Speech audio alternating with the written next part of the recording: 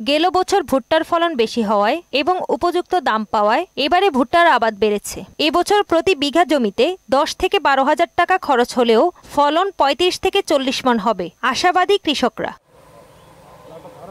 তেল, সার, বীজ ও কীটনাশকের দাম বাড়ায় অন্যান্য ফসলের উৎপাদন খরচ বাড়লেও ভুট্টা চাষে খরচ কম হওয়ায় দিন দিন ভুট্টার আবাদ বেড়েই চলছে। আবিরা 54 লাগিয়েছি 2.5 বিঘা মতন, তাতে খরচ 12-13 হাজার টাকা বিঘাতে হবে। তবে আশা করা যাচ্ছে যে যেরকম কাইন দিয়েছে আল্লাহর রহমতে হয়তো একটু লাভজনক হবে। ভুট্টা লাগিয়েছি, টোটাল খরচ হয়তো 12-13 হাজার টাকা হবে। ফলন 35 মণ আশা করছি। পরিচর্যা আর সার সেচ সঠিকভাবে হলে আমাদের ফলন প্রায় 30 থেকে 40 মণ এরকম ভালো হয়। কৃষকদের সহযোগিতা ও সঠিক পরামর্শের পাশাপাশি বীজ সহ কৃষি প্রণোদনাও দিয়েছে কৃষি বিভাগ। এবছর কুষ্টিয়া জেলায় ভুট্টা চাষের লক্ষ্যমাত্রা ছিল 11,500 হেক্টর জমিতে।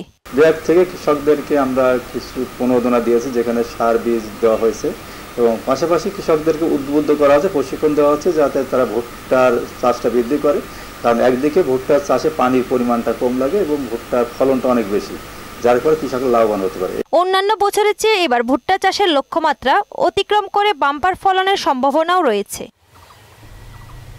তাহসিন তারিন, মোহনা সংবাদ।